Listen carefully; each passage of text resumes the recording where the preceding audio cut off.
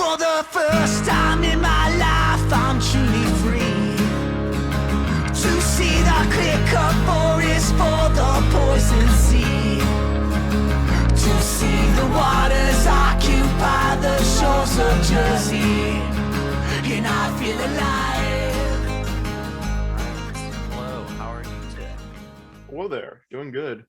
Man, it is a day. It is the day after Thanksgiving. You know, we're all stuffed, aren't we? Everyone is sleeping in excessively. It's Yeah, a nice chill day before the weekend. 2 p.m. and I got up late. Man, it was amazing. I Yeah. got called a socialist for being vegetarian. Let me guess, the person that did that to you was over 60. No, Hmm.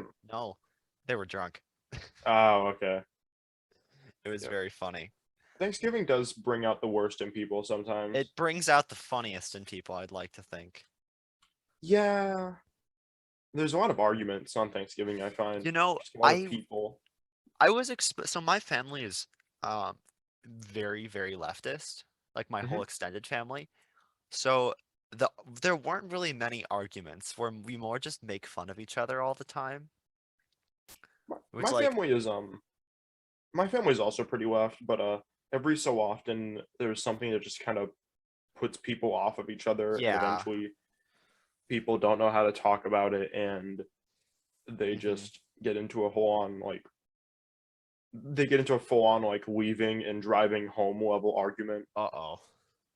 That's only What? happened a handful of times. Yeah. Thankfully, this Thanksgiving was very chill and there weren't any arguments. Very nice. But I have seen it happen before. Yeah, and it's like we all live in the Chicago area, so like it's hard to be right wing in the Chicago area. I mean, Yeah. you can, as we'll get into, but it's harder. Yep. We know All the right. people. I figured we get these jokes out of the way right away. Um, what's the deal with Chiraq? The Chiraq militaristic zone. Well, I it's would actually called Chiraq, Illinois. That's the whole Yeah, Chiraq, it's violent. We also have a big ass freshwater lake. Yes, Which we one? do. What came first, the chicken or the egg? Did the violence cause that, or did the violence cause the Great Lakes to form? It's I like to think of it as a colonization situation. We've got the big freshwater lake, and everyone just came in and seized our assets. It's Very like nice. the cobalt mines in Africa. Hmm. Yes, maybe we should return the Great Lakes to Canada. Yeah, Just we just have come back. lost all fishing and shipping rights in the Great Lakes. But first, so Joe Manchin finally put aside his big ego, and he's still public enemy number one. But this was a couple weeks ago. I just didn't really feel the need to cover it until now. The bipartisan infrastructure bill that's been like sitting in Congress for like the last 6 months. Um, this was the one that's like, rah rah, we can work together. And it was something like the House of Representatives was like almost completely a party line vote, not because of a party line vote, but because the most liberal the most liberal Democrats voted against the bill and the most liberal Republicans voted for the bill. Oh, So it ended weird. up evening out to almost the same number. Why did those most liberal Democrats vote against the bill? They voted against the bill because they didn't really like how it was so like moving around climate change so much. Like if you look at these Oh yeah, spending that's figures actually a good here. point. Like if you look at these spending figures here, there's definitely some good provisions here, like roads and bridges, passenger and freight rail. Like, you know, if you see some of the sorry state of like the country's infrastructure, then yeah, most of the things that do involve climate change is like protection against it. So like whether that's Yeah. building better bridges or building like seawalls and stuff, because there's not really any debate that climate change is happening, like more severe weather events, but the debate's more over like what's causing it. In hindsight, it does fit very well with the sort of viewpoint you see from people in the House Mhm. like AOC and Ilhan Omar. You know, Yeah. that if you do pass this bill, you stand to make Republicans and Republican voters think that they've already done something to Hmm. combat it. Yeah, and the real holy grail of the Biden term would be the 3, 2, or 1.5 trillion pretty much all climate change bill that's doing something that passed the House of Representatives. I don't even know. I won't cover that one until it's completely passed, just because like it's gonna get changed so much. Yeah, there's going to be a lot of amending done, and it's also just a very, very big bill Yeah, the that weird part really about deserves this. an episode of itself. Oh, totally. The weird part about this bill. I'm gonna turn on my laser pointer. Is that I forgot what I was gonna say was the weird part about this bill. But airports, public transit. This is like I remember talking to someone, and it was someone in China, and it was on like Reddit. So I was not on r/Sino, but Mhm. I was talking to someone, and they didn't know a whole lot about America, and so like they said, describe one of your most like vibrant and diverse like cultural centers. I was like, okay, the Bay Area has like a ton of this stuff, and he's like, like, and he was like, oh, like, can you take a bullet train to Los Angeles or like Lake Tahoe to get like for a getaway or Sacramento or something? I'm like, I didn't even know what to say. Yeah, that's And America has been lacking in terms of a big picture, like diversification and upgrading of infrastructure. Most infrastructure stopped being built around the 70s. yeah. The Um, rich people take flights everywhere, and the poor people are drive. poor enough in America. Yeah, it's pretty easy to drive everywhere, and we kind of stopped at driving because after pretty much all of the highways got built back in the 70s, it was pretty easy to just stop with infrastructure. But America's in a weird position in that it's not super heavily populated in one area. So China is so heavily populated along the coast and so sparsely populated in the west. Yeah, And countries like Paris and England, it's so easy to connect everything because cities are few and far between, but they do have a lot of people in those cities. America, it's like you have the densely populated East Coast, which does have high-speed rail that is easier to take than flying. It's the only area in the United States that actually works. And then you have Chicago, and then really nothing until Denver, and then really nothing until the West Coast. there's a big smattering of cities all Hmm. around the U.S. for various cultural reasons, and you know, reasons that made sense when they were first established, like um Chicago's placement and position to the rest of the country, and also it being so close to the Great Lakes. But you know, And I mean, that's why America, that's yeah, it's kind of redundant now to make a yeah. rail because there's already like And like, okay, high-speed rail, if you really get down to it, yeah, it's better for the environment, but until it is literally faster to drive, sorry, faster to take the train than to drive, which it isn't right now.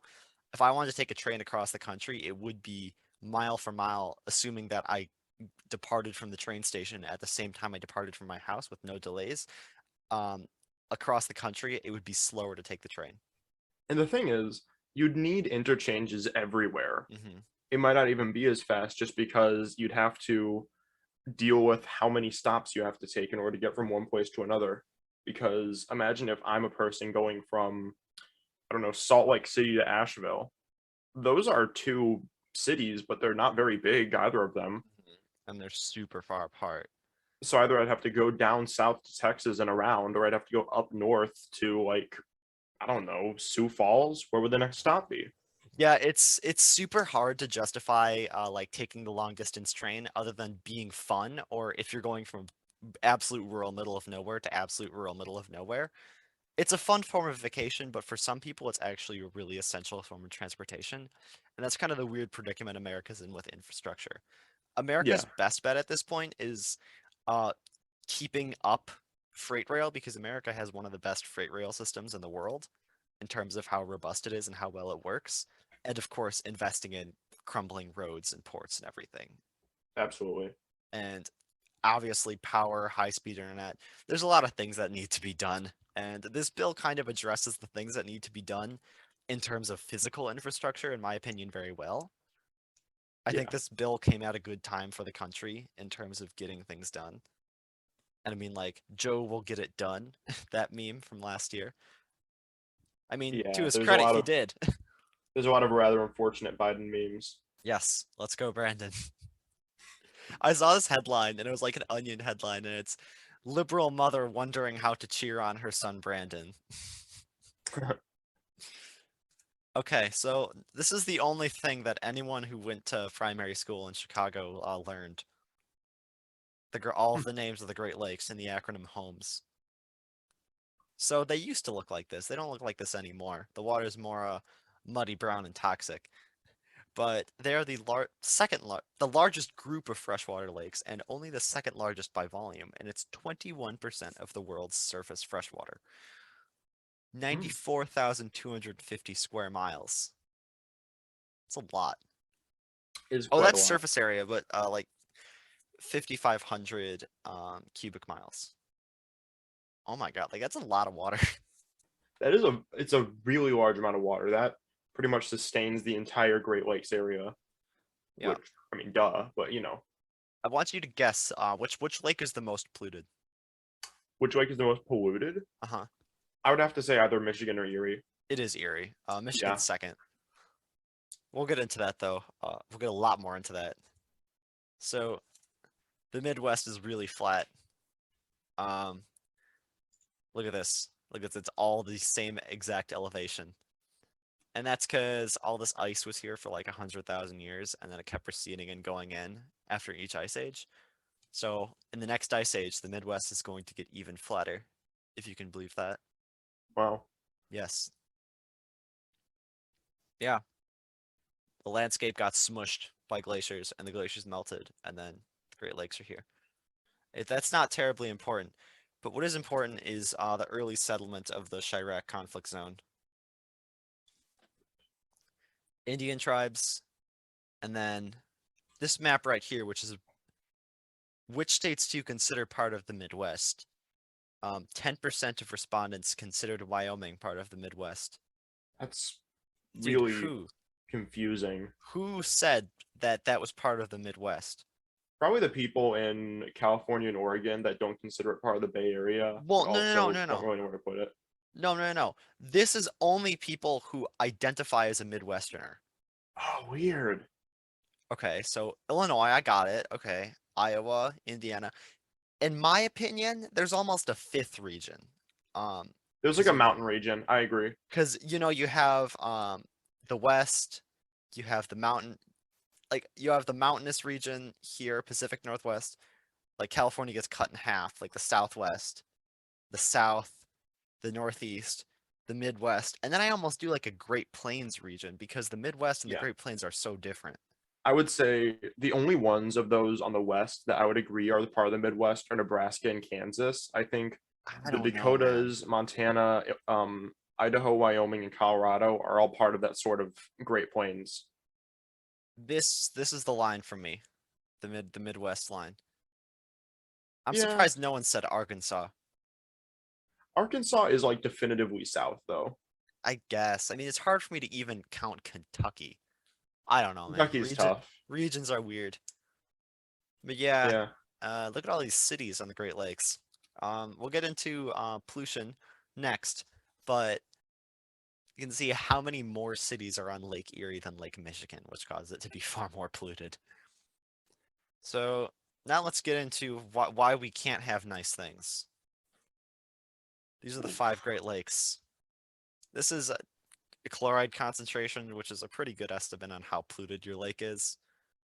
And because the Great Lakes are only about 1% of it outflows per year, it's super easy to pollute it and it's super hard to unpollute it.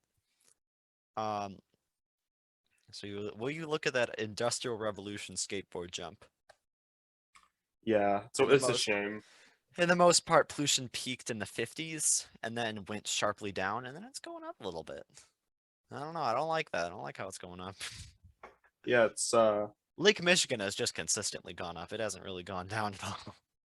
the efforts to unpollute the Chicago River were as simple as just diverting it somewhere else.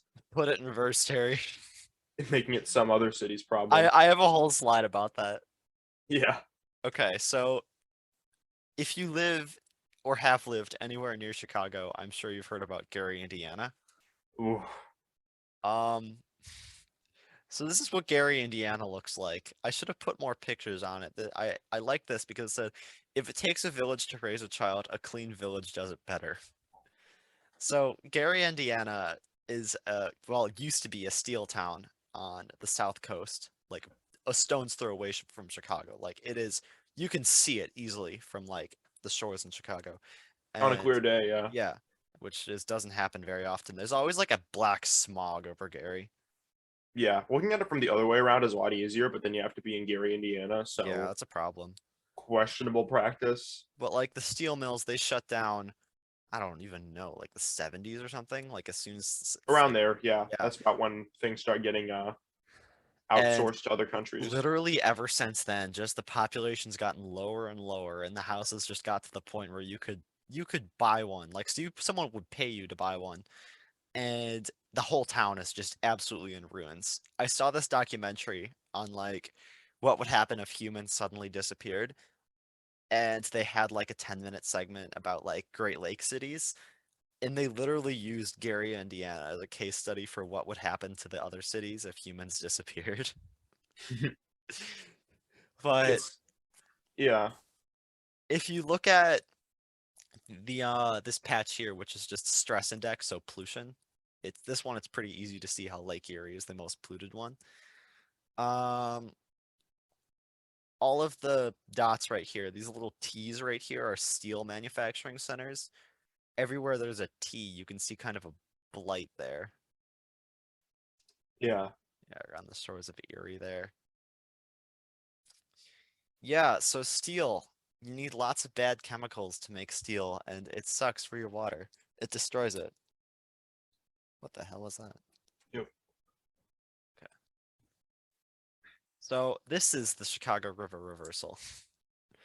So I'm not going to read this on this slide. I was mostly using it for the infograph, but so what happened is when Chicago was first forming as a city, the Chicago River, or what naturally happened, is everything east of this line would drain into the Lake Michigan. Everything Yeah. west of this line would go into the Des Plaines River and go to the Mississippi River and eventually go to the ocean. It worked fine. Um, and then because this river flowed outward, Chicago had a problem. Chicago would dump their sewage and trash and everything into the river and go out to Lake Michigan.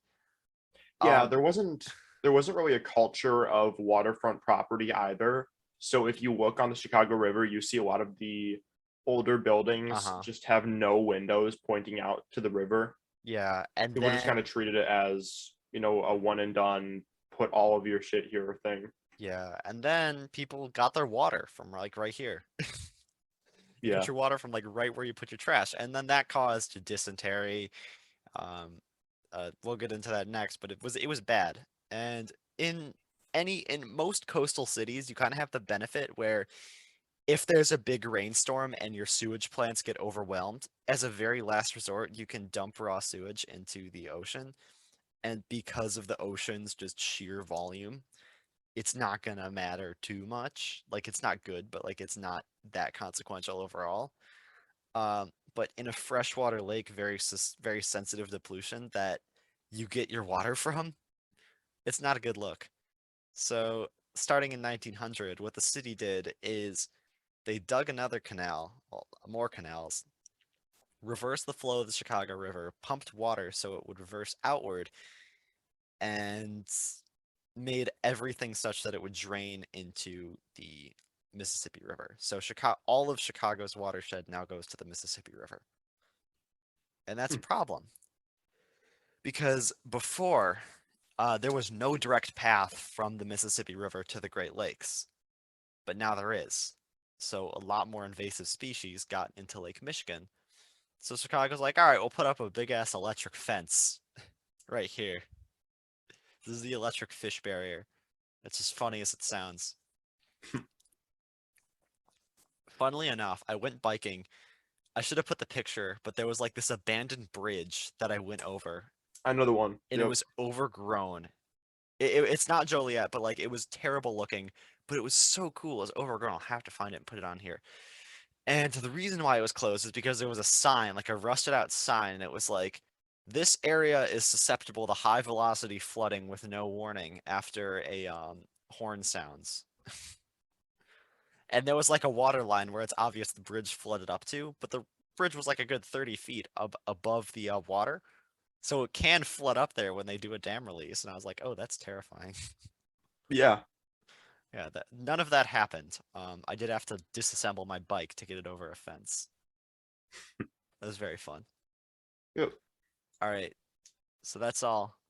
But I'll tell you about this crackpot plot that happened in the late 1800s. And because Chicago was built so low, they couldn't really build any drainage pipes or anything. And that caused an outbreak of cholera that killed 6% of the population. Wow. So they're like, all right, here's what we're gonna do, lads. We're gonna literally raise every building by 6 feet and then just pour soil under it so we can build pipes. And you had Yep. stuff like this where it was like a bunch of big strong individuals like lifting an entire building. And it actually worked really well. Not many people got smushed. Yeah. Not many. Not many. Not enough. So it might surprise you to know that Illinois has some of the cleanest drinking water in the country. It sort of makes sense. Yeah, like that, because Chicago does have really good filtering, but it's so weird. If you look on this, this is how toxic the water is in different cities. But up on top, you have the Quad Cities in Iowa, Miami, Philadelphia, New Orleans, and then Illinois. Chicago's right here. It's in the mid percentile. I thought that was Yeah. really interesting. It also surprised me to know that a lot of cities in the West have some of the cleanest water in the country. Hmm. My bet was like, okay, they're drawing water out of super old aquifers, and then it's basically whatever water they can get, they're drinking. So that was my surprise there. I've actually been to the Quad Cities a lot before, and it's hilarious when you go out there because everyone's either drinking bottled water or they have pretty much every house I've seen has some form of well water hooked up. I don't think anyone actually uses the tap unless Okay. it's for washing dishes or just, water amenities like laundry machines. That's one of the things that really sets America apart. And it's a lot of people are really surprised when they go to America and when everyone's like, don't drink the tap water. And it's like North America in general, because like you go to Mexico, you're really not supposed to drink the water. Yeah.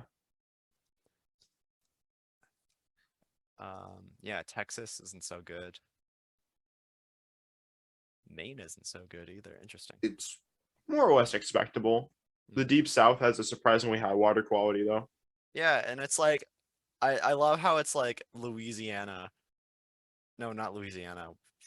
Always forget what these states are. Mississippi has like has the the highest rainfall change because of climate change. Huh. It has like more rainfall now and it's actually colder there because of climate change.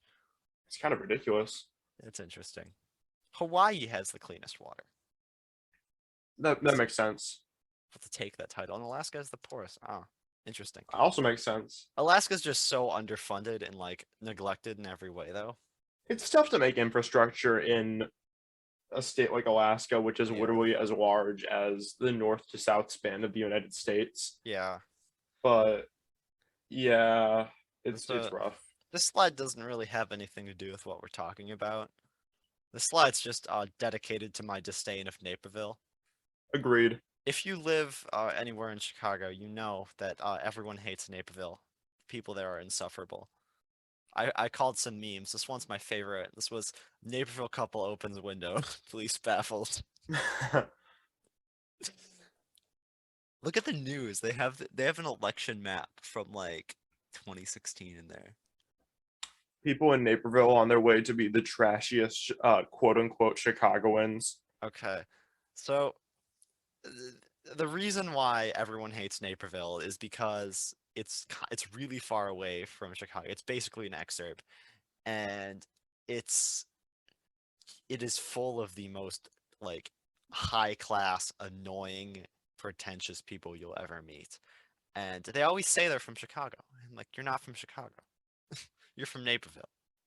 And everyone knows where Naperville is. It's super far away. So I drew a picture of Sarbamba on Naperville here. Everyone knows where Naperville is. You can Yes. find your way to Naperville from pretty much anywhere. And if you've been up north to Hoffman Estates, I get the Oh, same vibe from Naperville. Once you get into Naperville, it takes like an hour to get out. yes. My there's this teacher at our high school who said I could like he lives in Naperville and he's like I could pull into the wrong house in the wrong car and say hello to the same wife and 2.5 kids and go to my bedroom and I would not notice a difference. Yeah, It's such a monoculture there. Hoffman Estates is like Northside Naperville. No, Winnetka is Northside Naperville. it is. Dude, Winnetka. That's where the Home Alone house is. And People in Evanston on their way to be like disgustingly rich. if you've ever gone to Winnetka to like see the Home Alone house, you'll know what I'm talking about. Yep, I do know what you're talking about. This is And the there's a massive chain link fence out front because oh yeah, the yeah. owners are just There like there is, and it's like, I'm gonna go up in front of the Home Alone house and take a look. It's actually smaller than you might think. they made it look big in the movies because They all the did. shots are from the ground looking upwards. And from like across the street. Yeah, Yeah, it's actually way smaller than you would think. And it's a very nice house though. it's still a gigantic house, but Yeah, I like think in it the was movie it was like they make it it was a look like a few Beverly million. Hills Yeah, mansion. they make it look way bigger. But yeah, the blueprint inside the house that you see in the movies, it's all real. It's all there. Yeah, Yeah, it's a cool house. But this is the Chicago suburb starter pack. So Indiana Dunes going to there every summer. Okay, yeah, that's definitely accurate. Casimir every Pulaski. Casimir Pulaski Day. Very true. He's some guy in the Revolutionary War who like trained. I'm surprised this wasn't in the A-Push textbook, but like trained people at Valley Forge how to use horses, huh and that helped him out a lot. And because Chicago has the second highest Polish population, second to what's the capital of Warsaw. Poland? Warsaw. Um, they're like, yeah, let's. So like pretty much every high school in the Chicago area gets Casimir Pulaski Day off. Yeah, there's and there's also our resident Jewish hub, Adlai Stevenson's high school that Yes. gets Yom Kippur off. Summer Convention Center for Drunk Suburban Teens, Lollapalooza. Yeah, that's right. That top right, I gotta point out that top right. Every high school in Chicagoland area has like that one dude that has a SoundCloud that went to the school 5 years ago. And if you talk to anyone that's even slightly involved in like rap or that scene, they're like, have you heard a little like something or other? Yeah, Lil Jumex is a very famous rapper. Not he's not famous, but he did network with some cool people who went to our high school if you can find them. Um, of course, I'm from Chicago, from Naperville, born and raised. Cubs fan, Jewel Osco, Shed Aquarium, Brookfield Zoo. They really should have put Robert Crown in here. Yeah, absolutely. So Robert Crown is like Chicago's very own like sex ed thing, where like the school basically contracts their sex ed, sorry, outsources their sex ed to like a private company, and you go there It's like weird. you Yeah. take a school bus and it's a whole thing, and like the girls and boys get separated, and then you go into different rooms and they talk about stuff. It's the funniest part of elementary school. Yeah. Yeah, now they come to your school. That's I Yeah, can't even imagine that. I'm glad we got out of that before that happened. Yeah. Portillo's, Chicago's In and Out, except it's actually good. Oh my god, yeah. In and out, except it's good. Oh man, yeah, people are gonna get really mad at me for that one. Literally go to a city on the West Coast and say In and Out's overrated and watch them like pop a blood vessel in their eye. It's not a secret menu. It's not a secret menu if It's everyone not gets it. good. It's not good. It is bland. Granted, I can only eat their fries, but like it looks The bland. burgers aren't that good. The fries aren't good. I gotta say, animal style is not what it's, chalked up to be. What is Chili animal cheese style? anything is much better than animal style anything. What is animal style? It's like, how don't you remember all of it? Hold on, I'm pulling this up. But like Portillo's, like they like some of them have like a full like salad place and like pasta you can get, and they always have It's like the best cake. Man, like you guys on the West Coast are really like getting the bad end of the fast food.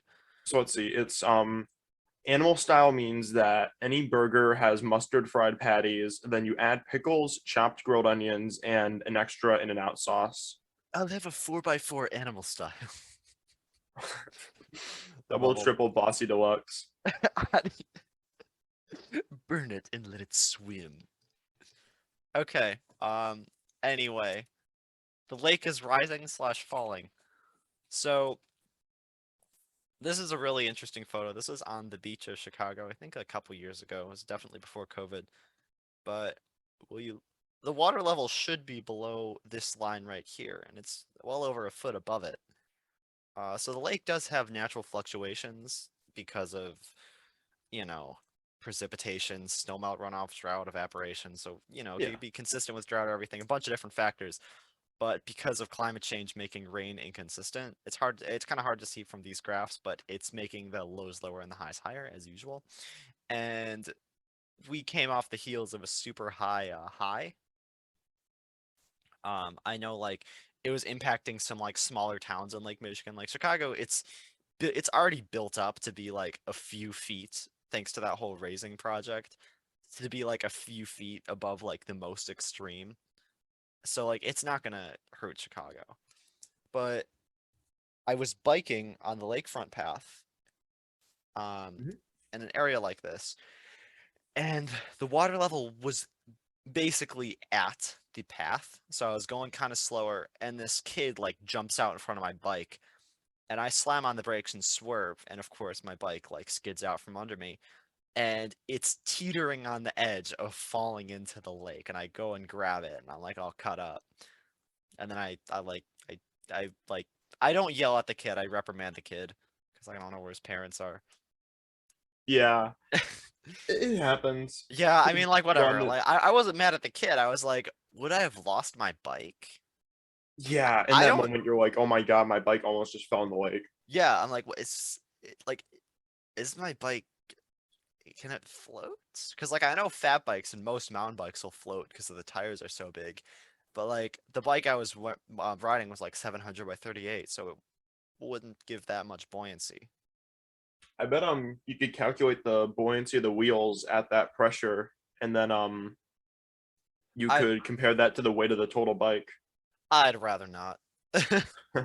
Yeah, all I'm gonna say is I got the bike. Or you could just get a tub and see if it floats. Yeah. What I think is interesting is the average depth of Lake Michigan is 581 feet. That People don't go out very much to that part of Lake Michigan. They don't realize that people still kind of fish for salmon really there. deep. Like I think the max is like 800 or 900. Max That's a depth. lot. Max depth of Lake Michigan. 922 feet. Jesus. Where is that? Good question. That, I mean, I'm assuming probably in the middle. Where like it's basically on the opposite side of the peninsula of Green Bay. It's like not Yeah. until you get really far north. That makes sense. Interesting. All right, well, that's all I've got. So Yep. next episode, we're gonna be talking about kind of related to the Great Lakes, but not really. I just wanted a second part about the Great Lakes. It's droughts in the Great Plains. So how is that influenced by the Great Lakes, and how everyone overtapping the Ogallala Aquifer basically screwed over farming in Texas. We'll get into that. Anything else you want us to do? Nope. I don't think I have any shoutouts for this week either. All right. Happy post-Thanksgiving, everyone. On your back. The point See of you around. contention is how they act. Where you draw the line will set you free. The debate is over.